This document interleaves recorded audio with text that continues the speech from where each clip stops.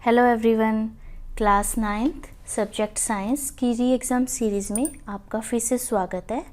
हमारे आज के क्वेश्चंस हैं, जैविक रूप से महत्वपूर्ण दो यौगिकों के नाम दीजिए जिसमें ऑक्सीजन और नाइट्रोजन दोनों पाए जाते हैं। हमारा पहले क्वेश्चन में ये पूछा गया है कि ऐसे दो महत्वपूर्ण यौगिकों के नाम बताने हैं जिनमें ऑक्सीजन भी हो और नाइट्रोजन भी हो। तो आपके आंसर हैं प्रोटीन एंड न्यूक्लिक अम्ल। न्यूक्लिक अम्ल में आपके कौन कौन से आएंगे? DNA and RNA.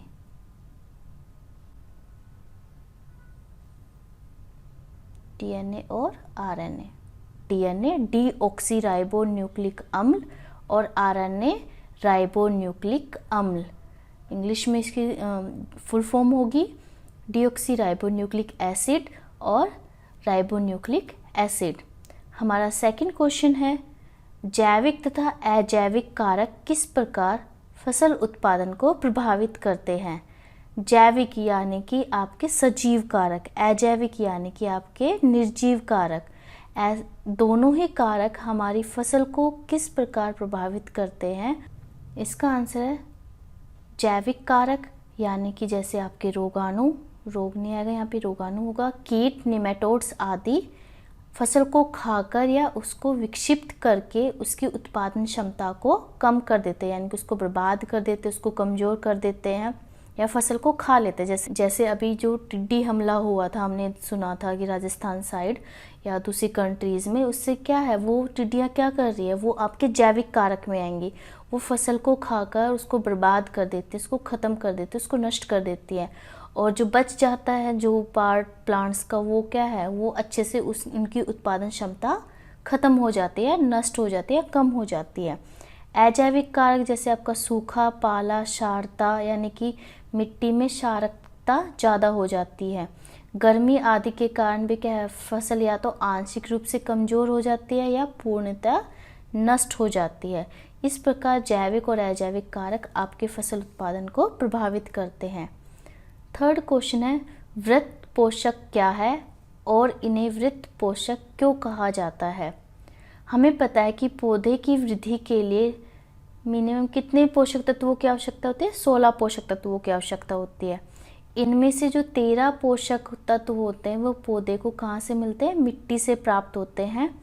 और मिट्टी से प्राप्त होने वाले पोषकों में से 6 पोषकों की मात्रा पौधे को ज़्यादा चाहिए, अधिक मात्रा में चाहिए। और जो भी पोषक अधिक मात्रा में चाहिए उनको ही हम क्या कहते हैं? वृत्त पोषक। वृत्त का मतलब ज़्यादा, अधिक। ये वृत्त पोषक कौन कौन से आपके? Nitrogen, phosphorus, potassium, calcium, magnesium और सल्फर। ये 6 आपके वृत्त पोषक है 13 में से। इनको प्लांट कहाँ से एब्जॉर्व करता है? मिट्टी से एब्जॉर्व करता है, मिट्टी से इनका अवशोषण करता है। हमारा फोर्थ क्वेश्चन है, मान लीजिए आप अपने मित्र के साथ, अपने दोस्त के साथ चंद्रमा पर गए हुए हैं, क्या आप अपने मित्र द्वारा उत्पन्न ध्वनि को सुन पाएंगे? यानी कि वो आपसे बातचीत कर रहा है, वो कुछ बोल रहा है, क्या आप उस आवाज़ को, उस ध्वनि को सुन पाएंगे?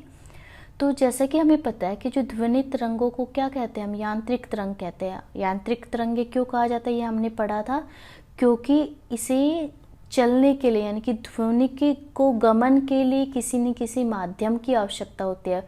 वो माध्यम आपका ठोस, द्रव या गैस, कुछ भी हो सकता है, लोहा, तांबा, वायु आदि। इसी प्रकार किसी न किसी माध्यम की आवश्यकता होती है। और क्योंकि चंद्रमा पर कोई वायुमंडल नहीं है, कोई माध्यम नहीं है, इसलिए हम अपने दोस्त द्वारा उत्पन्न ध्वनि को नहीं सुन पाएंगे। यानी कि चंद्रमा पे आप कितना ही बोल लीजिए, कितनी तेज बोल लीजिए, आपको एक दूसरे की आवाज़ नहीं सुनाई देगी।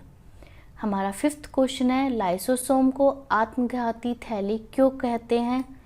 इसका आंसर है, लाइसोसोम के अंदर अत्यंत शक्तिशाली पाचक रस होते हैं जो क्या करते हैं, वो कोशिका के अंदर प्रवेश करने वाले विषाक्त यानी कि जहरीली चीज़ों, विजातीय पदार्थों को नष्ट करते हैं। यानी कि ऐसी चीज़ें जो कोशिका के लिए ठीक नहीं है, उसको लिए हानिकारक है, उसको नुकसान पहुंचा सकती है। कोशिका के ठीक से कार्य न करने वाले अंगकों को भी ये क्या कर देती है, नष्ट करके उनको साफ करने का काम करती है, यानी कि कोशिका की सफाई का कार्य भी करती है। कभी कभी क्या होता है कि जो पूरी कोशिका है वो बीमार हो जाती है और ठीक से कार्य नहीं कर पाती, तब पूरी कोशिका को ही नष्ट करने के लिए क्या करते हैं, लाइसोसोम फट जाते हैं। इससे क्या हुआ, एंजाइम यानी कि जो पाचक रस है वो अपनी ही कोशिका को क्या कर लेता है, पाचित कर लेता है, खा जाता है। इसीलिए लाइसोसोम को कोशिका की आत्मघाती थैली कहा जाता है, यानी कि यहाँ इसके फटने से क्या हो जाती है, कोशिका की मृत्यु हो जाती है, वो मर जाती है, और इसीलिए इसे हम सुसाइड बैग यानी कि आत्मघाती थैली कहते हैं। हमारा 6th क्वेश्चन है, वायुमंडल में पाए जाने वाले ऑक्सीजन के 2 रूप कौन से हैं, यानी कि वायुमंडल में हमें क्या मिलते हैं, ऑक्सीजन, लेकिन ये हमें 2 रूप में मिलते हैं। वो 2 रूप कौन कौन से, एक तो आपको पता है ऑक्सीजन द्विपरमाणिक अणु के रूप में मिलते हैं, एक ओजोन के रूप में भी हमें वायुमंडल में मिलती है, यानी कि O3 के फॉर्म में, इसे हम ओजोन बोलते हैं। लेकिन ये कैसे है, क्योंकि इसके एक अणु में कितने परमाणु है, 3 त्रिपरमाणविक अणु है ये ऑक्सीजन का। ये क्या है, द्विपरमाणविक अणु, यानी कि 2 रूप है जिनके रूप में ऑक्सीजन हमें वायुमंडल में मिलती है।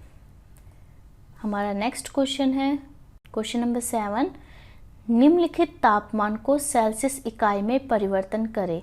आपको यहाँ पे 2 तापमान दिए हुए केल्विन में, 293 और 470, यानी कि 293 kelvin and 470 kelvin.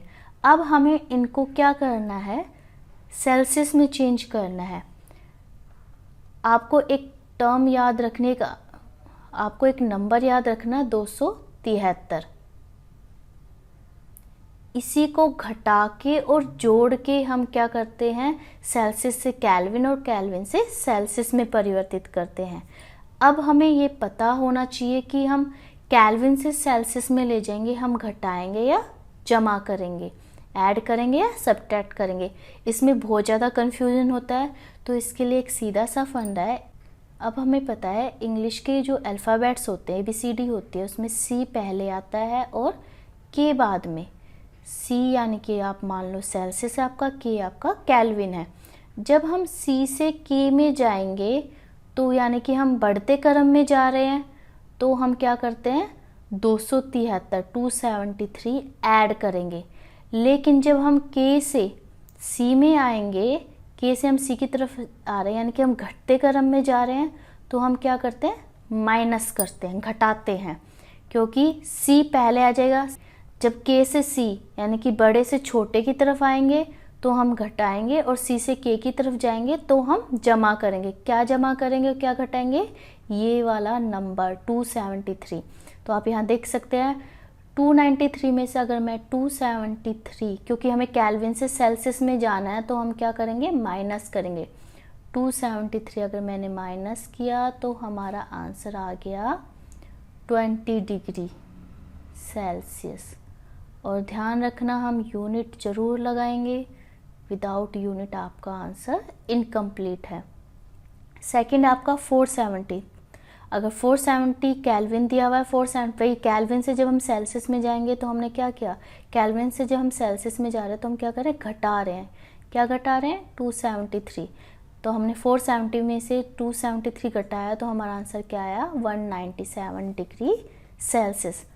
Next question भी ऐसा ही है, लेकिन यहाँ पे हमें अब क्या करना है, तापमान को केल्विन इकाई में परिवर्तित करना है, यानी कि हमें सेल्सियस में दिए हुए हैं और दोनों को हमें किस में परिवर्तित करना है, केल्विन में। अब यहाँ पे क्या है, हम C से K की तरफ जा रहे हैं, तो हम क्या करेंगे, 273 ऐड करेंगे, जमा करेंगे। तो हमने क्या किया, 25 लिया, फिर उसमें जमा क्या आपका 273, तो हमारा आ गया 298 केल्विन। इसी तरह से हमने 373 डिग्री सेल्सियस हमारा दिया हुआ है, इसको हमें केल्विन में परिवर्तित करना है, तो हम इसमें क्या जमा करेंगे, 273 जमा करेंगे, तो हमारा आएगा 646 kelvin. Thanks for watching this video. अगर आपको वीडियो पसंद आई है तो please subscribe my channel and press the bell icon and also like the video. Thank you.